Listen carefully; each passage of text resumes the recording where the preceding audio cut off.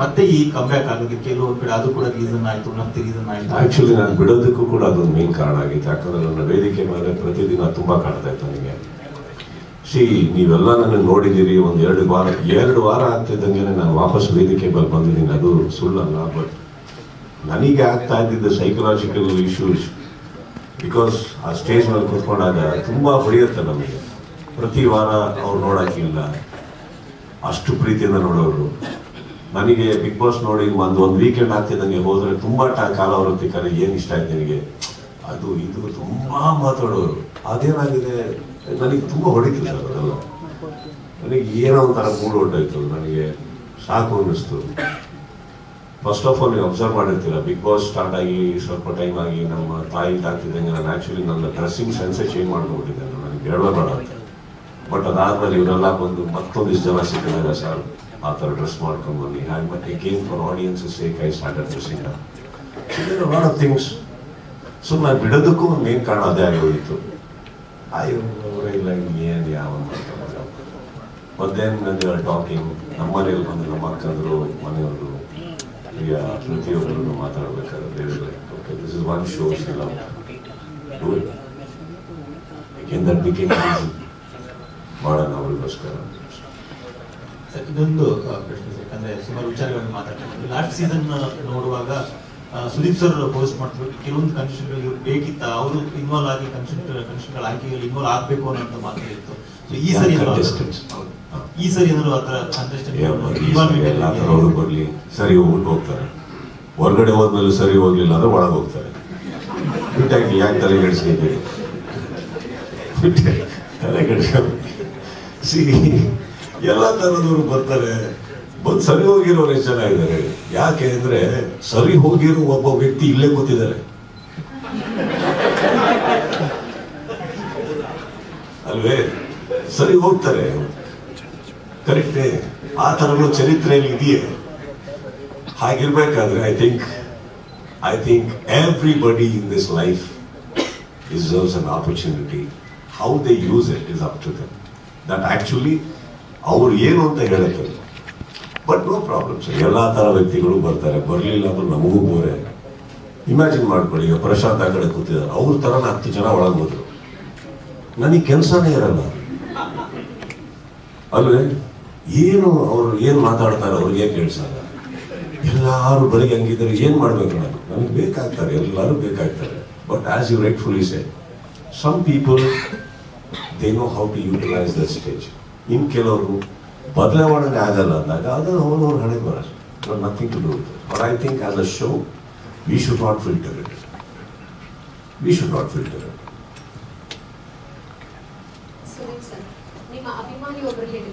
ಇಲ್ಲ ಇಲ್ಲ, ಕೋಟಿ ಗಟ್ಟಲೆ ಅಂತ ಸ್ಟಾರ್ಟ್ ಆಯ್ತು.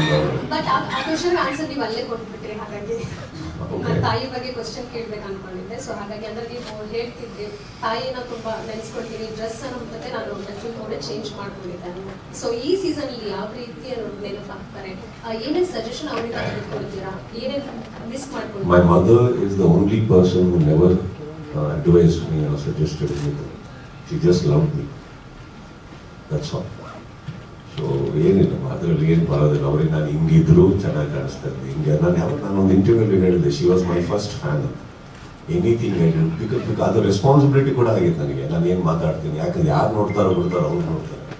ಸಿನಿಮಾದಲ್ಲಿ ಏನು ಮಾಡಬೇಕು, ಯಾರು ನೋಡ್ತಾರೋ ಬಿಡ್ತಾರೋ ಅವ್ರು ನೋಡ್ತಾರೆ. So it was like that. So for me okay, last ಸೀಸನಲ್ಲಿ ನನಗೆ ತುಂಬಾ ನಾನು ಬೇರೆ ರೀತಿಯ ಮೂಡಲ್ಲಿದ್ದೆ. But I think this time I will take it all more personally that she is watching, right? So I don't. Sir, ಬೇಡ sir. ಅಯ್ಯೋ sir, ಅವ್ರಿಗೆ ಇವತ್ತಿಗೂ ನಾನು ಬಿಡದೇ ಇಲ್ಲ ಸರ್. ಬಾಯಿಗೆ ಬಂದಾಗ ಬೈತಾರೆ ಸರ್, ಏನ್ ಮಾಡಿದ್ರು ಬೈತಾರೆ. ಅದು ಯಾಕೆ ಇದು ಯಾಕೆ, ನಾನು ಏನು ಇವ್ರು ಎಲ್ಲ ನೋಡ್ತಾರೋ ಇಷ್ಟೇ ನೋಡ್ತಾರೆ ಅವರು ಅಂತ ಅನ್ಬಿಟ್ಟು ಮಾತಾಡ್ತಾ ಮಾತಾಡ್ತಾ ಪಕ್ಕದಲ್ಲಿ ಹೇಳ್ರಿ ಅವ್ರಿಗೆ ಅದ್ಯಾಕ್ರಿ ಬೇಕಿತ್ತು ಅಂತಾರೆ.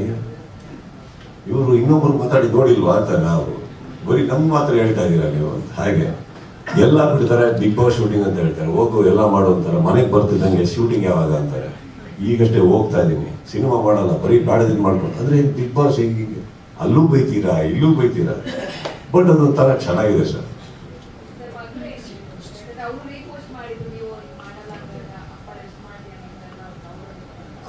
I think that she has seen that side of me, no? Correct. So there is always that. Yeah, they are very happy. ಅಂದ್ರೆ ಏನಂದ್ರೆ ಅಟ್ಲೀಸ್ಟ್ ಮನೆಯಿಂದ ಹೊರಗಡೆ ಹೋಗಿ ಕೆಲಸ ಮಾಡು ಅಂತ, ಬರೀ ಇಲ್ಲೇ ಕೂತ್ಕೊಂಡು ಗಾಡಿದ ಅಡಿಗೆ ಮಾಡಿಕೊಂಡು ಎಲ್ರಿಗೂ ತಿನ್ಸೋದು, ಸುಮ್ಮನೆ ಹೋಗಿ ಕೆಲಸ ಮಾಡೋದು ನೀನು ಅಂದ್ಬಿಟ್ಟು ಚೆನ್ನಾಗಿ. I think I am doing and they are very happy when I am busy. They adore what I do. ಹಾಗಂತ ಮಾಡಿದ್ದೆಲ್ಲ ಇಷ್ಟಪಡ್ತಾರಂತಲ್ಲ, ಇಷ್ಟಪಡೋಂಥದ್ದು ಮಾಡಿದ್ದೆಲ್ಲ ಮಾಡಿದಾಗ ಇಷ್ಟಪಡ್ತಿದ್ದಾರೆ. I think Bigg Boss is our hot favourite everybody in my house. Sir actually season 12 ಮಾಡ್ತಿದ್ದೀರಾ, ಖುಷಿ ಇದೆ. ಬಟ್ ನಿಮ್ಮನ್ನ ಕೇವಲ ಬಿಗ್ ಬಾಸ್ ನೋಡದೇ ಇರುವಂತಹ ಒಂದು ವರ್ಗ, ಅಥವಾ ನಿಮ್ಮನ್ನ ಕೇವಲ ಸಿನಿಮಾದಲ್ಲಿ ಮಾತ್ರ ನೋಡುವಂತಹ ಒಂದು ದೊಡ್ಡ ವರ್ಗ ಇದೆ. ಆಕ್ಚುಲಿ ನೀವು ಅನೌನ್ಸ್ ಮಾಡಿದಾಗ ಮತ್ತೆ ಮಾಡಲ್ಲ ಅಂತ, ಈ ಒಂದು ಬಿಗ್ ಬಾಸ್ ಪೋಸ್ಟ್ ಮಾಡಲ್ಲ ಅಂತ ಅನೌನ್ಸ್ ಮಾಡಿದಾಗ ಆ ವರ್ಗಕ್ಕೆ ತುಂಬಾ ಖುಷಿ ಇತ್ತು, ನಂಬಿಕೆ ಇತ್ತು. ಅಂದ್ರೆ ಒಂದು ವರ್ಷಕ್ಕೆ 2 ಸಿನಿಮಾ ಬಂದೇ ಬರುತ್ತೆ ಅಂತ, ಸೊ ಏನು ಡಿಸ್ಟ್ರಾಕ್ಷನ್ಸ್ ಇರಲ್ಲ ಅಂತ. ಸೊ ಅವ್ರಿಗೆ ಏನ್ ಹೇಳಕ್ ಇಷ್ಟಪಡ್ತೀರಾ? ಇಲ್ಲ ಸರ್, ಅವ್ರದ್ದು ತುಂಬಾ ಜೆನ್ಯೂನ್ ಆಗಿದೆ, ಆ ಮಾತುಗಳು ಜೆನ್ಯೂನ್ ಆಗಿದೆ. ನಾನು ಶತಪ್ರಯತ್ನ ಪಡ್ತಾ ಇರ್ತೀವಿ. ನಾನು ಹೇಳಿದ ಹಾಗೇನೆ, ನಾವು ನೋಡಿ ಈಗ ನಾವು ಒಂದು ಸಿನಿಮಾನ ರೆಡಿ ಮಾಡಿದಾಗ 2023 ಡಿಸೆಂಬರಲ್ಲೇ ರಿಲೀಸ್ ಮಾಡಬೇಕು ಅನ್ನೋ ಹಠದಲ್ಲಿ ನಾವೆಲ್ಲ ಮಾಡಿದ್ವಿ. ಬಟ್ ಕಾರಣಾಂತರಗಳಿಂದ ಏನೇನೋ ಆಗೋಯ್ತು. ಮತ್ತೆ 2024 ಬಂತು. ಈಗಲೂ ಎಲ್ಲ ಪ್ರಯತ್ನ ಪಟ್ಟಿದ್ದೀವಿ. ಒಂದು ಸಿನಿಮಾ ಸ್ಟಾರ್ಟ್ ಆಗಿದೆ, ಇನ್ನೊಂದು ಸಿನಿಮಾ ಈಗ ಫ್ಲೋರ್ ಹೋಗ್ತಾ ಇದೆ. I will definitely do my best. Not only that sir, I think ಎಲ್ಲ ಹೀರೋಗಳು ಕೂಡ ಬೇಗ ಸಿನಿಮಾಗಳು ಮಾಡೋದು ನೋಡಲೇಬೇಕಾಗ್ತವೆ. I think the industry needs it today and I have taken it's. ಅವ್ರು ಹೇಳೋದ್ರಲ್ಲೂ ತಪ್ಪೇನಿಲ್ಲ. ಅವ್ರ ಖುಷಿಯಲ್ಲಿ ನಮ್ಮ ಖುಷಿ ಇದೆ. ಯಾಕಂದ್ರೆ ನಾವು ಏನೇ ಬಿಗ್ ಬಾಸ್ ಮಾಡ್ತೀವೋ ಬಿಡ್ತೀವೋ ಅದು ಬೇರೆ ವಿಚಾರ. ನಮಗೆ ಸಿಟಿ ಕೇಳೋದು ಬರೀ ಅವ್ರಿಗೆ ಮಾತ್ರ ಥಿಯೇಟರ್ ಒಳಗಡೆ. I will never ignore that crowd. They are my crowd. I will be very true to them. Sir actually ಈ ವರ್ಷ ಸಿನಿಮಾಗಳು ಪರ್ಫಾರ್ಮ್ ಮಾಡಿರೋ ರೀತಿ ಆಕ್ಚುಲಿ ನಿಮಗೆ ಗೊತ್ತಿರುತ್ತೆ, ತುಂಬಾ ಅಂಡರ್ ಪರ್ಫಾರ್ಮಿಂಗ್ ಅಂತಾನೆ ಹೇಳ್ಬೋದು. ಇಲ್ಲಿ ತನಕ ಆಲ್ಮೋಸ್ಟ್ ಜೂನ್ ಆಗ್ಲಿಕ್ಕೆ ಆಯ್ತು ಇವಾಗ. ಮತ್ತೆ ನೀವು ಹೇಳಿದ್ರಿ, ಒಂದು ಸ್ಟೇಟ್ಮೆಂಟ್ ಕೂಡ ಹೇಳಿದ್ರಿ, ಅಂದ್ರೆ IPL ತರ ಆಲ್ಮೋಸ್ಟ್ 3 months ಅಂದ್ರೆ people will be hook to the TV ಅಂತ. ಸೊ ಹಂಗಿರುವಾಗ ಹೆಂಗೆ ವಿಶ್ಲೇಷಿಸ್ತೀರಾ ಸರ್? ಅಂದ್ರೆ ಆಲ್ರೆಡಿ ಜನ ಥಿಯೇಟರ್ಗೆ ಬರ್ತಾರೆ, ಥಿಯೇಟರ್ಗೆ ಹೆಂಗೆ ಕರ್ಸೋದು ಅಂತ ಒಂದು ಚಾಲೆಂಜ್ ಇದೆ. ಮತ್ತೆ ಬಿಗ್ ಬಾಸ್ ಒಂದು ಡಿಸ್ಟ್ರಾಕ್ಷನ್ ಇರುವ ಮತ್ತೆ ಹೆಂಗೆ ಜನ? No, I'm keeping them hooked to Kannada. No. ನನ್ನ ರೆಸ್ಪಾನ್ಸಿಬಿಲಿಟಿ ನಂದು ಸರ್, ಅವ್ರವ್ರದ್ದು. ನಾನು ಕನ್ನಡಕ್ಕೆ ಹುಕ್ ಮಾಡ್ತಾ ಇದ್ದೀನಿ, ಬಿಟ್ಟರೆ ಬೇರೆ ಪ್ರೋಗ್ರಾಮ್ ಹೋಗ್ಬಿಟ್ಟಾರೆ. ಕನ್ನಡಕ್ಕೆ ಹುಕ್ ಮಾಡ್ತಾ ಇದ್ದೀನಿ. ನನ್ನ ಕನ್ನಡದಿಂದ ನಾನು ಏನು ಜನಗಳನ್ನ ಎತ್ತಿಡಿಯೋಕ್ಕಾಗುತ್ತೆ ಹಿಡಿತೀನಿ. ಸಿನಿಮಾಗಳಿಲ್ಲ, ಎಂಟರ್ಟೈನ್ ಮಾಡ್ತಾ ಇರ್ತೀನಿ. ನನಗೆ ಗೊತ್ತಿರೋ ಹಾಗೆ ಬಿಗ್ ಬಾಸ್ ಶೋ ಬರಬೇಕಾದ್ರೆ ಪ್ರತಿಯೊಂದು ಸಿನಿಮಾಗಳು ಚೆನ್ನಾಗಿ ಹೋಗಿದ್ದಾರೆ. ಯಾವುದೂ ನಾನು ಕನ್ನಡ ಜನ ಹತ್ರ ಭೇದ ಭಾವ ಮಾಡಿಲ್ಲ. ಬಟ್ ನನ್ನ ಕೆಲಸ ಏನಿದೆ ನಾನು ಅಚ್ಚುಕಟ್ಟಾಗಿ ಮಾಡೋಕ್ಕೆ ಇಷ್ಟಪಡ್ತೀನಿ. ಅದರಿಂದ ಏನೋ ಒಂದು ಏಟ್ ಆಗ್ತಾ ಇದೆ ಅಂದರೆ ಅದು ತಪ್ಪಾಗುತ್ತೆ. I don't think that's I will do what I have to do, keep my language going. And don't you think it's ನನಗೆ ಇವಾಗ ಎಕ್ಸ್ಟ್ರಾ ಸ್ಟ್ರೆಸ್ ಅಲ್ಲ ಹೇಳಿದ್ರು, but I will definitely do it. ಈಗ ಸಿನಿಮಾಗಳು ರಿಲೀಸ್ ಇಲ್ಲ ಅಂದಾಗ ಇದನ್ನು ನೋಡಿ ಒಂದು ಕನ್ನಡ ಹತ್ರ ಇಡ್ತಾ ಇದ್ದೀವಿ. ಆ್ಯಂಡ್ ಡೋಂಟ್ ಫರ್ಗೆಟ್, ಪ್ರತಿ ಸಲ ಒಂದು 18 ಹೊಸ ಪ್ರತಿಭೆಗಳನ್ನು ಹೊರಗಡೆ ಬಿಡ್ತಾ ಇದ್ದೀವಿ ನಾವು. ಅದು ಒಳ್ಳೇದಲ್ಲ. ಇವಾಗ ಎಷ್ಟು ಜನ ಹೀರೋಗಳಾಗಿದ್ದಾರೆ, ಎಷ್ಟು ಜನ ನಟನೆ ಬಂದಿದ್ದಾರೆ ಅಲ್ಲೇ. ಪ್ರಶಾಂತ್ ಸರ್ ಈ ಕಡೆ ಸರಿ ಸರ್, ಈಗ ಸರ್ ಹೇಳಿದಾಗೆ ದುಡ್ಡಿನ ಮುಖ ನೋಡಿ ಕೆಲಸ ಮಾಡೋದಲ್ಲ, ಅದು ಅವರು ಬಹಳ ಮುಖ್ಯವಾಗಿ. ಅದಕ್ಕಿಂತ ಆಚೆ ನೋಡಿದ್ರೆ ಒಂದಷ್ಟು ಪಬ್ಲಿಕ್ ಒಪಿನಿಯನ್ ಹೇಳುವಾಗ ಅವರು ನೆಕ್ಸ್ಟ್ ಅಮಿತಾಬ್ ಬಚ್ಚನ್ ಅಂತ ಅಂದ್ಬಿಟ್ಟು ಸುದೀಪ್ ಸರ್ ಬಗ್ಗೆ. ಸೊ ಈ ವಿಚಾರದಲ್ಲಿ ನೋಡೋದಾದ್ರೆ ಈ ಸಂಭಾವನೆ ಅಂತ ಬಂದಾಗ ಕಷ್ಟಪಟ್ಟು ಒಪ್ಸಿದ್ದೀರಿ, ಕಲ್ಲಿಗೆ ಜಾಸ್ತಿ ಏನಾದ್ರು ಆಗಿದೆಯಾ ಈ ಬಾರಿ? ಮಾಡಿದ್ದೀರಾ?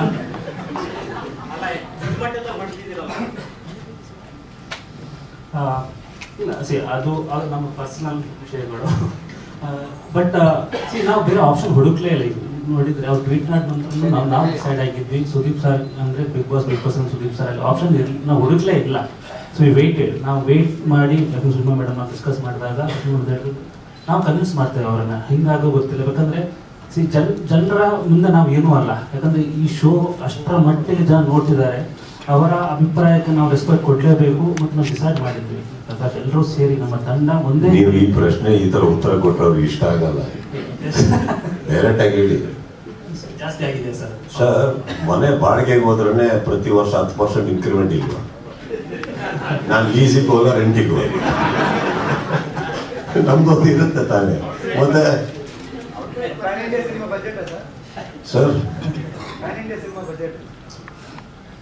ನನ್ನ ವರ್ತ್ ಏನು ಅಂತ ನಾನು ಆಕ್ಚುಲಿ ನಿಮಗೆ ಕೇಳಬೇಕು. ಅದಕ್ಕಿಂತ ಸ್ವಲ್ಪ ಜಾಸ್ತಿ ಇರ್ಬೇಕು. But let me tell you something very honestly, that whole tweet or anything ನಾನು ಮಾಡಲ್ಲ ಅಂತ ಅನ್ಬೇಕಾದ್ರೆ ಇದು ತಲೆಲೇ ಇರಲಿ.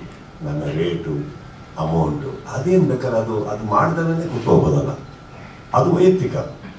ಮಾಡ್ತೀನಿ ಮಾಡಲ್ಲ ನನಗೆ ಈ ರೇಟ್ ಬೇಕು, ಅದನ್ನ ನಾನು ಪಬ್ಲಿಕಲ್ಲಿ ಬಂದು ಮಾತಾಡೋ ವಿಷಯನೇ ಅಲ್ಲ. ಆಗುತ್ತೆ ಆಗಲ್ಲ ಅಷ್ಟೇ ತಾನೆ. ಆಗಲ್ಲ ಅಂದ್ರೆ ನಾನು ಹಂಗೆ ಎಕ್ಸಿಟ್ ಕೊಡ್ಬೋದು ನಾನು. So it has never to do with the money part. That is last. ಇವತ್ತುವರೆಗೂ ನೀವು ಆ್ಯಕ್ಚುಲಿ ನೋಡೋಕೆ ಸಿನಿಮಾದಲ್ಲೇ ನಾನು ಎಷ್ಟು ಸಂಭಾವನೆ ತೊಗೊಂತೀನಿ ಅಂತ ನಿಮಗೆ ಪಕ್ಕ ಒಂದು ಫಿಗರ್ ಸಿಗಲ್ಲ. Because each cinema is a different mood, different collaboration, different budgets. So ನಾವು ಪ್ರತಿಯೊಂದೂ ಬೇರೆ ರೀತಿಯಲ್ಲಿ ಕೊಲಾಬರೇಟ್ ಆದ್ರೇ ಸಿನಿಮಾಗಳು ಮಾಡೋಕ್ಕಾಗಲ್ಲ. ನಂದು ರೇಟೇ ಇಷ್ಟು ಅಂದರೆ ನಾನು ನನ್ನ ಬಗ್ಗೆ ರೇಟೇ ಕಟ್ಕೊಳಲ್ಲ ಸರ್, ಅಷ್ಟು ಚೀಪ್ ಇಲ್ಲ ನಾನು. ಅದನ್ನ ಹಂಗಂತ ಮನಿ ವೈಸಲ್ಲಿ ತೋರಿಸ್ತಾ ಇಲ್ಲ ನಾನು. Each collaboration of different short. ಈಗ ಯಾವುದೋ ಸಿನಿಮಾ ಬರುತ್ತೆ, ತುಂಬ ದೊಡ್ಡ ಬಡ್ಜೆಟ್ ಇರುತ್ತೆ, ನಾನು ಭಾರ ಆಗೋಕ್ಕಾಗಲ್ಲ. So we have to make sure that we take home money, but we have to collaborate in a different way. ಹಾಗೆ ಇಲ್ಲೂ ಅಷ್ಟೇ, ಇವ್ರದ್ದು ಇರುತ್ತೆ.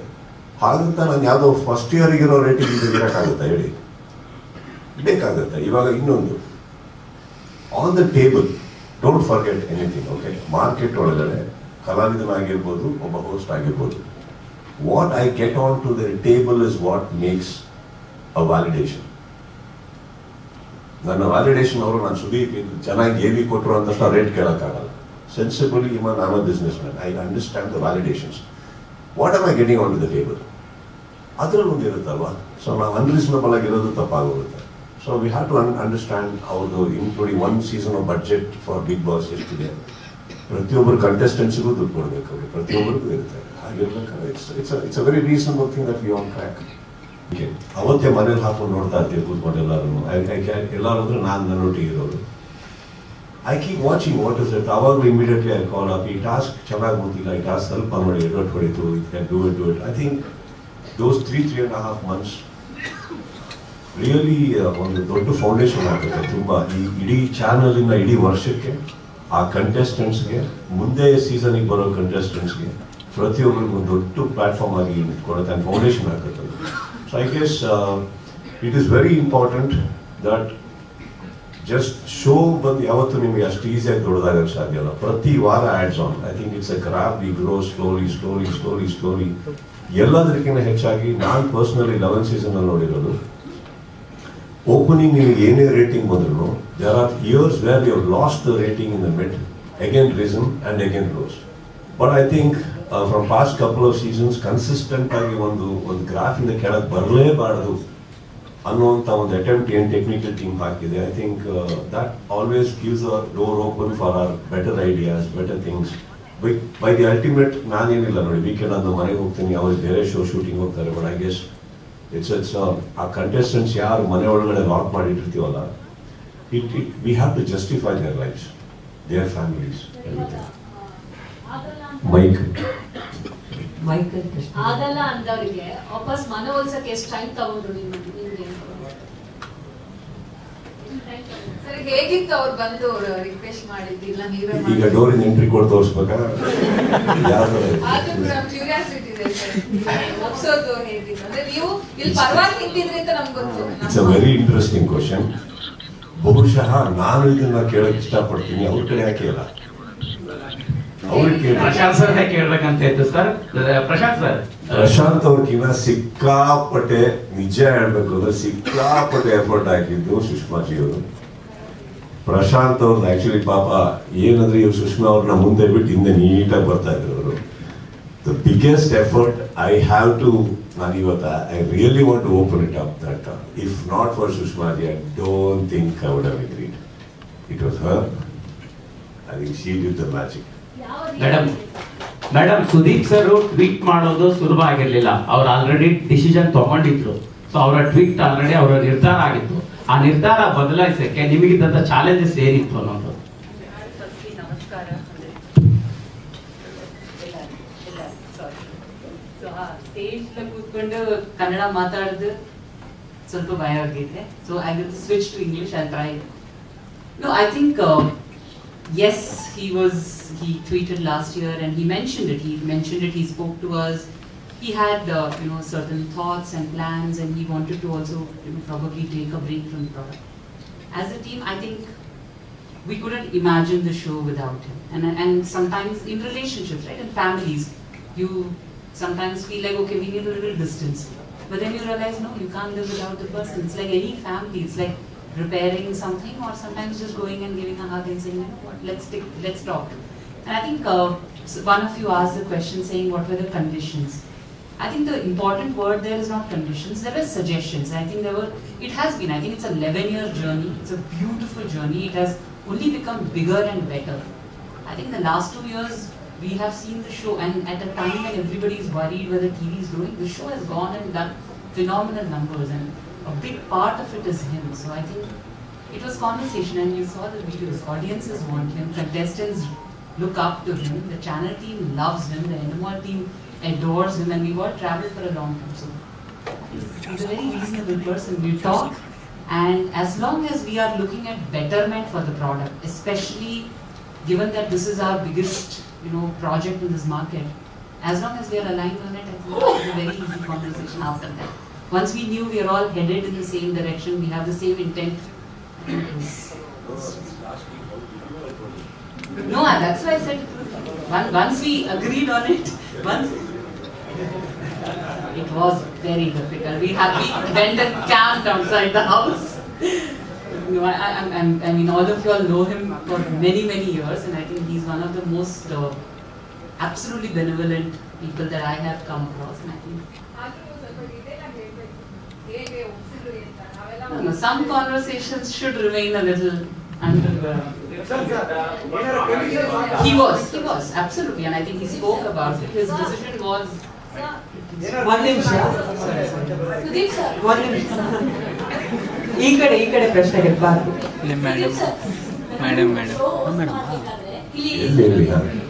ನೀವು ಶೋ ಹೋಸ್ಟ್ ಮಾಡ್ಬೇಕಾದ್ರೆ ಹಲವು ಬಾರಿ ಹೇಳಿದಿರಿ ಶೂಟಿಂಗು ಪ್ರಾಬ್ಲಮ್ ಆಗ್ತಿತ್ತು. ಯಾಕಂದ್ರೆ ಸ್ಯಾಟರ್ಡೆ ಸಂಡೇ ಶೋ ಇದ್ದೇ ಇರುತ್ತೆ.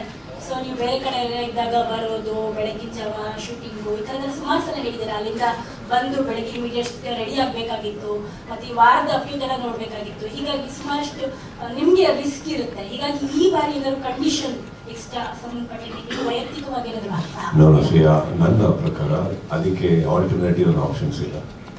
ಈಗ ನನ್ನ ಶೂಟಿಂಗ್ ಇವಾಗ ರೈಟ್ ನಾವು ನನಗೆ ಐ ಥಿಂಕ್ ಪಾಂಡಿಚೇರಿ, ತೂತುಕುಡಿ ಆ ಕಡೆ ಎಲ್ಲ ಕಡೆ ಇದ್ದೀನಿ ಈಗ. So I have to travel from there. So personal ಆಗಿ ನಾನು ಬರಲೇಬೇಕಾಗುತ್ತೆ ಬಂದು. So to avoid it, I travel with my personal flights and things. That's different. Just to save some time. ಅಲ್ಲಿಂದ ಬಂದು ಮಾಡಲೇಬೇಕಾಗುತ್ತೆ ಫ್ರೈಡೇ, ಆ್ಯಂಡ್ ಅದಕ್ಕೆ ಆಪ್ಷನ್ಸೇ ಇಲ್ಲ. ಸೊ ಅವರಿಗೆ actually ನಾನು request ಮಾಡಿದ್ದು ಒಂದು, they wanted to start on a particular date. ಅದನ್ನು push ಮಾಡಿದ್ದೀನಿ ನಾನು.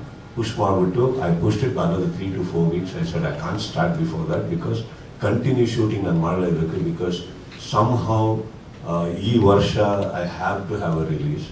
ಸೊ ಅದಕ್ಕೆ ನಾನು ಏನು ಫಾಸ್ಟಾಗಿ ಮಾಡಬೇಕು ಮಾಡಲೇಬೇಕಾಗುತ್ತೆ ಅಂತ ಹಾಕೊಂಡಾಗ ದೇ ಆಲ್ಸೋ ಮೂಡ್. ಅದಕ್ಕೆ ಆಪ್ಷನ್ನೇ ಇಲ್ಲ. Wherever I have to do, and ಅದಕ್ಕೆ that is very tiring. But by the end of the day ಅದು ಏನೋ ಒಂದು ಆ ವೇದಿಕೆ ಮೇಲೆ ಹೋಗಿ ನಿಂತ್ಕೊಂಡು ಸ್ಟಾರ್ಟ್ ಆದ ತಕ್ಷಣ I think we just forget everything. Show ಮುಗಿದ ಮೇಲೆ ಮತ್ತೊಂದು ರಿಮೈಂಡರ್ ಬರುತ್ತೆ, ಕಾಲು ನೋವು, ಕೈ ನೋವು, ಬೆನ್ನು ನೋವು ಇದೆಲ್ಲ ಆಗುತ್ತೆ, because you stand for number of hours. But I guess the show demands it and I am ready to give it. Sudeep sir. Hi Nishant. Hi. How are you sir? Good. Basically, you're someone who doesn't take bad decisions. Like when once you have confirmed about something, how did you manage to, how did they, this question has been asked, but how did you manage to convince yourself that I can be part of Bigg Boss? Because one is your style, your diction, your maturity and your experience. Colors did not, or the audience did not find another replacement for Sudeep. Was it an advantage or a disadvantage?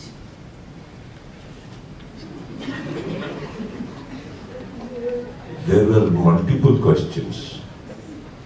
One, ನಾನು ತಗೊಂಡಿರೋ decision change ಮಾಡಲ್ಲ. Usually you don't. Second, how did I convince myself? Yes.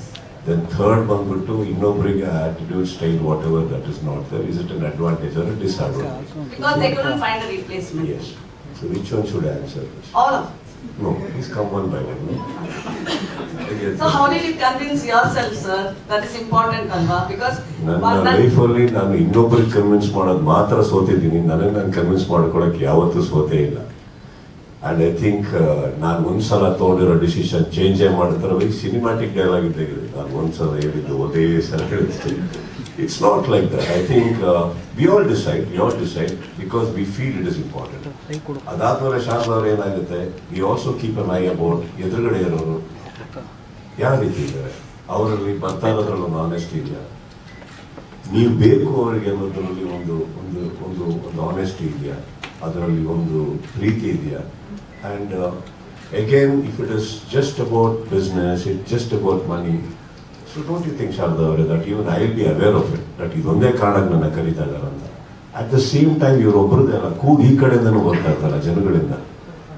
ನೀವೇ ಮಾಡಬೇಕೆಲ್ಲ, ಯಾವುದೋ ಫಂಕ್ಷನ್ಗೆ ಹೋಗಿ ಜನಗಳನ್ನ meet ಮಾಡಲಿ, ಯಾಕೆ ನಮ್ಮಲ್ಲೇ ಇರುವಂತ ಇಲ್ಲೇ ಎಷ್ಟೋ ಜನ ನನ್ನ ಸ್ನೇಹಿತರು ಪ್ರತಿಯೊಬ್ಬರು ಹೇಳೋರು, ಅವರಲ್ಲೂ ಒಂದು ಆನೆಸ್ಟಿ ಇರ್ತಾ ಇತ್ತು. ಅದೆಲ್ಲೋ ಬ್ಯಾಕ್ ಆಫ್ ದ ಮೈಂಡ್ ಇತ್ತು, ಬಟ್ ಹಾಗಂತ ಚೇಂಜ್ ಆಗ್ತೀನಿ ಅಂತಲ್ಲ. But I heard, I don't think Sharda ಅವರೇ that I think we have taken more than 10 to 12 meetings. And first of all, last season ಆಗ್ತಿದ್ದ ಹಾಗೇನೆ they wanted to meet me, but then I told Prashant, ನನಗೆ ಇನ್ನೊಂದು 3 ತಿಂಗಳು ನಾನು please don't come here, not for anything else, because ನನ್ನ ತಲೆಯಲ್ಲಿ 1000 ಓಡ್ತಾ ಇದೆ ಇವಾಗ. ಸೊ ಅದು ಯಾವುದು ಬೇಡ. I think I want to just be with my moments and my thoughts. So ಅದೆಲ್ಲದರ ಮಧ್ಯದಲ್ಲಿ ಇಟ್ ವಾಸ್ ಇಂಪಾರ್ಟೆಂಟ್ ದಟ್ ಒಂದು ಅವ್ರು ಬರಬೇಕಾದ್ರೆ, as you rightfully said, maturity is even giving an ear. We want to hear them out.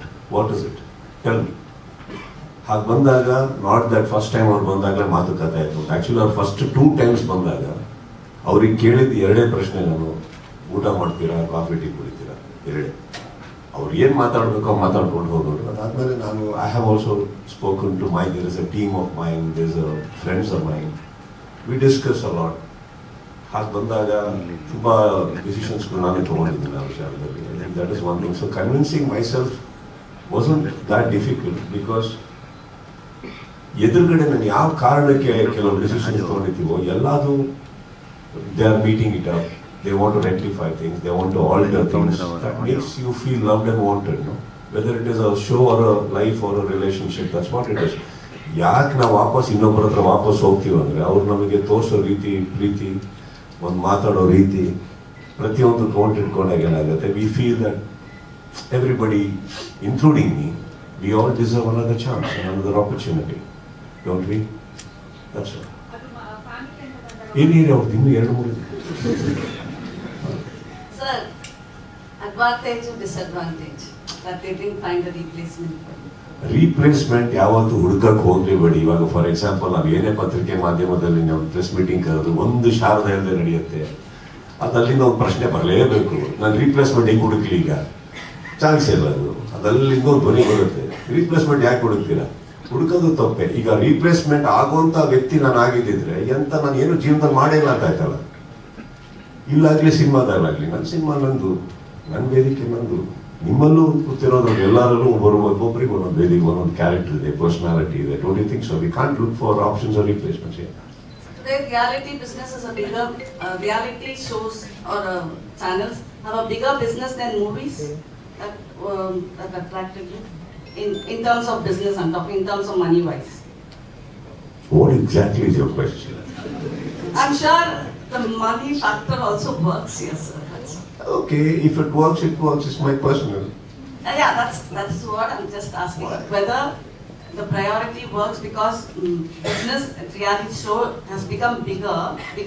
It takes a bigger picture than the movies you are part of, right? Don't you think so? If a reality show became bigger, I was a big part of the bigger. Whether it is movies or the reality show. So when they are also growing big, don't forget everybody is growing. It is not just one. And what I take and what I don't take is very personal, not because of anything. And ಮನಿಗೆ ದುಡ್ಡಿಗೆ ನಾನು ಆ ಥರ ಎಲ್ಲ ತುಂಬ ಹಿಂಗೆ ಇಟ್ಕೊಂಡು ಕೂತಿದ್ರೆ ನಾನು ಲೈಫಲ್ಲಿ ನಾನು ಏನೇನೋ ಮಾಡ್ತಾ ಇರಲಿಲ್ಲ. See, it is important. Also, remember one thing. How much I can eat is what I serve in my plate. I'm not very unreasonable towards anything in life. But going by whatever, half the year of your time, investment of time goes to Bigg Boss, then how much will you give time to 2 movies? You had promised that you will do 2 movies in 18 months. So will you keep up that promise? Wait and watch.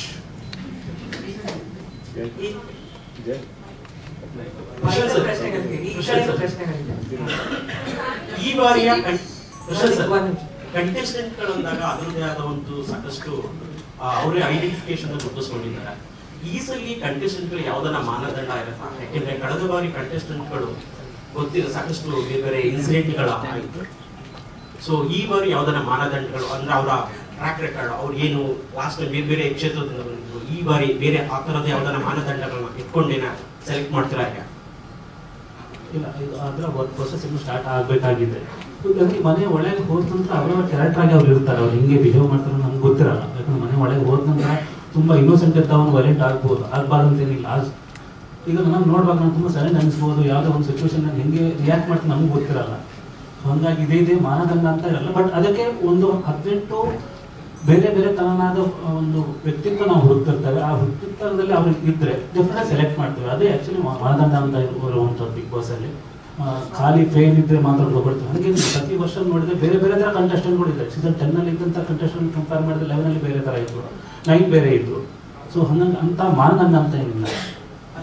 ಯಾಕೆಂದ್ರೆ ಕಳೆದ ಬಾರಿಗಿಂತ ಬೇರೆ ಸೀಸನ್ಗಳು ಬೇರೆ ಬೇರೆ ಕ್ಷೇತ್ರದಲ್ಲಿ, ಕಳೆದ ಬಾರಿಯಲ್ಲಿ YouTubers ಬೇರೆ ಬೇರೆ police ಅವರೆಲ್ಲ ಬಂದು ಅಲ್ಲೆಲ್ಲ ದೊಡ್ಡ ಇನ್ಸಿಡೆಂಟ್ ಅವ ಆಗಿತ್ತು. ಸೊ ಆ ಥರದ್ದು ಬ್ಯಾಕ್ಗ್ರೌಂಡ್ ನೀವು ಇದು ಮಾಡಿದ್ರೆ, ಸೊ ಅದಕ್ಕೆ ಈ ರೀತಿ ಅಂದ್ರೆ ಈ ಬಾರಿಯ ಯಾವ ರೀತಿ ಮಾನದಂಡ ಇರುತ್ತೆ ಅಂತ ಕಾಮನ್ ಮ್ಯಾನ್ ಮತ್ತೆ ಅದನ್ನು ಈಗ ನಾವು ರಿವ್ಯೂ ಮಾಡೋದೆಲ್ಲ ವೆಯ್ಟ್ ಮಾಡಬೇಕು. ಡೆಫಿನೆಟ್ ಆಗಿ ಹೊಸ ಥರ ನಮ್ಗೆ ಯಾವ್ದಿದೆ ಅಂದರೆ ದೊಡ್ಡ ಮಟ್ಟದಲ್ಲಿ ಬೇರೆ ರೀತಿಯಲ್ಲಿ ಬರ್ತೇವೆ, ಅಷ್ಟಂತ ನಾನು ಹೇಳ್ಬಲ್ಲೆ. ಸೊ ಸ್ವಲ್ಪ ವೆಯ್ಟ್ ಮಾಡಿದ್ರೆ ಸರ್ ಪ್ರೊಮೋ ಬಂದ ನಂತರ ಗೊತ್ತಾಗುತ್ತೆ ನಿಮಗೆ ಯಾವ ಹೊಸ ಥೀಮು ಏನು ಅಂತ. ಈಗ ಫೋಟೋಶೂಟ್ ಆಗಿದೆಯಾ ಸುದೀಪ್ ಸರ್?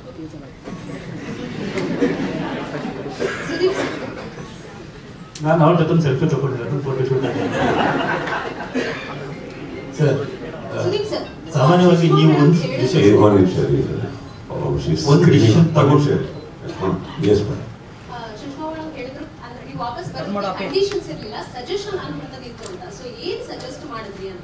ನನಗೆ ಫಸ್ಟ್ ಕೇಳಿದ್ದು, ನನಗೆ ಯಾವುದೇ ಚಾನೆಲ್ ಅಲ್ಲಿ ನೀವು ಏನಾರ ಹೋಗಿ ಎಷ್ಟಾನ ಮಾಡಿ ಎಲ್ಲಾ ಇಡೀ ದೇಶದಲ್ಲಿ ಚೆನ್ನಾಗಿ ಬೆಳೀರಿ, ಏನೇ ಮಾಡಿ, ನಮ್ಮ ಮೂಲ ಕನ್ನಡ.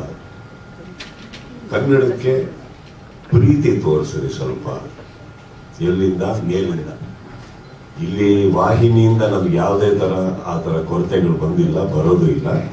ಅದೇನೋ ಗೊತ್ತಿಲ್ಲ, ನನಗೆ ಆ ಪ್ರೀತಿ ಕಾಣಿಸ್ತಾ ಇರಲಿಲ್ಲ. ಇದು ಯಾರನ್ನೂ ನಾನು ಬ್ಲೇಮ್ ಮಾಡ್ತಾಯಿಲ್ಲ, ನನ್ನ ವೈಯಕ್ತಿಕ. ನನಗೇನಂತಂದ್ರೆ ಬೇರೆ ಭಾಷೆಗಳಲ್ಲೂ ಚೆನ್ನಾಗಿ ನಡೀತಾ ಇರುತ್ತೆ, ನಡಿಬೇಕು. ಅವ್ರ ಭಾಷೆ ಅವ್ರಿಗೆ ಇಂಪಾರ್ಟೆಂಟ್, ಆ ಕಾರ್ಯಕ್ರಮ ಅವ್ರಿಗೆ ಇಂಪಾರ್ಟೆಂಟು, ಆ ವೇದಿಕೆ, ಆ ವ್ಯಕ್ತಿ ಆ ಹೋಸ್ಟ್ ಮಾಡ್ತಾರೋ ಆ ವ್ಯಕ್ತಿಗೆ ಕೊಡೋ ನೀವು ಗೌರವ, ಆ ಮನೆ ಆ ಕಂಟೆಸ್ಟೆಂಟ್ಸ್ಗೆ ನೀವು ಕೊಡೋ ಗೌರವ, ಕರೆಕ್ಟ್. ಹಾಗೆ ನನಗೆಲ್ಲೋ ಒಂದ್ ಕಡೆ ಬರ್ತಾ ಬರ್ತಾ ಕೆಳಗಡೆ ನಮ್ಮ ಕನ್ನಡದಲ್ಲಿರುವಂತ ವಾಹಿನಿ ಇವರು ತೋರಿಸ್ತಾ ಇರುವಂತ ಒಂದು ಶ್ರಮ, ಪ್ರೀತಿ ಯಾಕೋ ಮೇಲಿಂದ ಕಾಣಿಸ್ತಾ ಇರಲಿಲ್ಲ. ನನಗೆ ಕಾಣಿಸ್ತಾ ಇಲ್ಲ ಅಂದಾಗ ನಾವು ಜಾಸ್ತಿ ತುಂಬಾ ತಿದ್ದೋ ವ್ಯಕ್ತಿ ಅಲ್ಲ, ತಿದ್ದುಕೊಳ್ಳೋ ವ್ಯಕ್ತಿ. ಸೊ ಬೆಸ್ಟ್ ಏನಾಗುತ್ತೆ, ನೀವು ಸಿಂಪಲ್ ಕರೆಕ್ಟ್ ಹಾಗೆ ಹೋಗ್ಬೇಕಾದ್ರೆ ಏನಾಗುತ್ತೆ, ನನ್ನ ಇದರಿಂದ ಯಾರಿಗೂ ನಾನು ಹೇಳಿದಾಗೆ ಅವರಿಗೆ ತುಂಬಾ ಆನೆಸ್ಟ್ ಆಗಿ ಮಾಡಿರುವಂಥದ್ದು. ಬಹುಶಃ ಏನಾಗುತ್ತೆ, ಎಲ್ಲರಲ್ಲೂ ಬ್ಯುಸಿ ಇರ್ಬೇಕಾದ್ರೆ ಲೈಫಲ್ಲಿ ತುಂಬಾ ಮಾಡ್ಬೇಕಾದ್ರೆ ಏನಾಗುತ್ತೆ, ನಾವು ಕೆಲವು ಸತಿ ರಿಮೈಂಡರ್ ಕೊಡೋ ತಪ್ಪಾಗಲ್ಲ, ಯಾರು ಬೇಕಂತ ಮಾಡಿರಲ್ಲ, ಹಮ್ಮಲ್ಲಿ ಮಾಡಿರಲ್ಲ. ಬಟ್ ನನಗೇನೋ ಗೊತ್ತಿಲ್ಲ, ನನ್ನ ಅದು ಬೇಕು ಅನ್ನಿಸ್ತು. ನಮ್ಮ ಕನ್ನಡದಲ್ಲಿ ಇವತ್ತಿಗೆ ಇವರು ನೀವು TV ಎಲ್ಲ ಹಾಕೊಳ್ಳೋದು ನೋಡಿದ್ರೆ ಯಾರು ಅಕ್ಕಪಕ್ಕ ಇಲ್ಲ, ಆ ರೇಟಿಂಗ್ಸ್ ಬರ್ತಾ ಇದೆ. ಅದು ಎಲ್ಲರ ಶ್ರಮ, ಒಬ್ಬರದಲ್ಲ. ಅಷ್ಟೇನಾ ಪ್ರೋಗ್ರಾಮ್? ಬನ್ನಿ ಯಾವಾಗ ಹೋಗಿ ವಿಸಿಟ್ ಹಾಕ್ರಿ ನಮ್ಮ ಊರಿಗೆ, ಒಳ್ಳೆ ಊರು, ರೋಡ್ಗಳು ಸ್ವಲ್ಪ ಆ ಕಡೆ ಪರವಾಗಿಲ್ಲ, ನಾವು ಚೆನ್ನಾಗಿದ್ದೀವಿ, ವಿಸಿಟ್ ಹಾಕ್ರಿ, ನಮ್ಮಲ್ಲೂ ಬನ್ನಿ, ನಮ್ಮ ಕಂಟೆಸ್ಟೆನ್ಸ್ ಪ್ರೀತಿ ತೋರಿಸಿ, ನಮ್ಮ ಕಂಟೆಸ್ಟೆನ್ಸ್ ಇನ್ನೊಂದಿಷ್ಟು ಒಳ್ಳೆ ಮನೆ ಕೊಡಿ. ಅವ್ರ ಮನೆ ಮಠ ಬಿಟ್ಟು ಆ ಮನೆ ಒಳಗಡೆ ಹೋಗ್ತಾ ಇದಾರೆ ಅಂದ್ರೆ ಆ ಮನೆ ಚೆನ್ನಾಗಿರ್ಬೇಕಿಲ್ಲ, ಸುಂದರವಾಗಿರ್ಬೇಕು. ನನಗೆ ಅವ್ರು ಎಲ್ಲಾರು ಬಿಟ್ಟು ಅಲ್ಲಿ ಹೋಗ್ತಾ ಇದಾರೆ ಅಂದಾಗ ಬರೀ ಒಂದು 4 ಗೋಡೆ ತರ ಇರಬಾರ್ದು, ಮನೆ ಥರ ಇರಬೇಕು. ನಮ್ಮ ವೀಕ್ಷಕರಿಗೆ ಆ ಮನೆ ನೋಡ್ತಾ ಇದ್ರೆ ಇನ್ನಷ್ಟು ಖುಷಿ ಆಗ್ಬೇಕು, ಅಯ್ಯೋ ನಾನು ಹೋಗ್ಬೇಕಿಲ್ಲ ಒಳಗಡೆ ಅಂತ. ನನ್ನ ವೇದಿಕೆ ನನ್ನ ಗತ್ತು ಅಲ್ವೇ, ಅಲ್ಲೇ ನನ್ನ ಇಡೀ ಬಿಗ್ ಬಾಸ್ ಜೀವನ ನಡೆಯೋದೇ ನನ್ನ ವೇದಿಕೆ ಮೇಲೆ. ಆ ವೇದಿಕೆ ಸ್ವಲ್ಪ ನನ್ನ ಮಟ್ಟಿಗೆ ನಾನು ಹೇಳೋದು ನಮಗೆ ಕಂಫರ್ಟಬಲ್ ಆಗಿರಬೇಕು, ಮಾಡಬೇಕು, ಚಿಕ್ಕದಾಗಿರಬೇಕು, ನೀಟಾಗಿರಬೇಕು. ಎಲ್ಲದಕ್ಕಿಂತ ಹೆಚ್ಚಾಗಿ ನನಗೆ ಗೊತ್ತಿರೋದು, ನಾವು ಏನೇ ಮಾಡಿದ್ರು ಮರಿಬಾರ್ದು, ನಮ್ಮ ರೇಟಿಂಗ್ ಬರ್ತಾ ಇರೋದು ನಮ್ಮ ಭಾಷೆ, ನಮ್ಮ ಜನ, ನಮ್ಮವರಿಂದ ಅಂದಮೇಲೆ ಅದು ನನಗೆ ಬಹಳ ಮುಖ್ಯ ಆಗುತ್ತೆ. ಹಾಗಂತ ಈಗ ಯಾರು ತಪ್ಪು ಮಾಡ್ತಾ ಇದ್ರು ಅಂತಲ್ಲ, ಸರಿಪಡಿಸ್ಕೊಳ್ಳಿ ಅನ್ನೋದು ನನ್ನ ಆಸೆ ಇತ್ತು. ಖಂಡಿತವಾಗ್ಲೂ ಅದಕ್ಕೆ ಹಿಂದೇಟ್ ಯಾರೂ ಮಾಡಲಿಲ್ಲ, ಪ್ರತಿಯೊಬ್ಬರು ಬಂದರು, ಸ್ಪಂದಿಸಿದ್ರು. ಸೊ ನನಗೆ ಆ ಖುಷಿ ಇದೆ. ಇವಾಗ ಬರೀ ಆಗಲಿಲ್ಲ ಮಾಡಲಿಲ್ಲ ಅನ್ನೋದಕ್ಕೆ ಮನೆಯಲ್ಲೂ ಎಷ್ಟೋ ಮಿಸ್ಟೇಕ್ಸ್ಗಳಾಗ್ತಾ ಇರ್ತವೆ, ನಾವೆಲ್ಲ ಕೂತು ಮಾತಾಡಲ್ವೇ.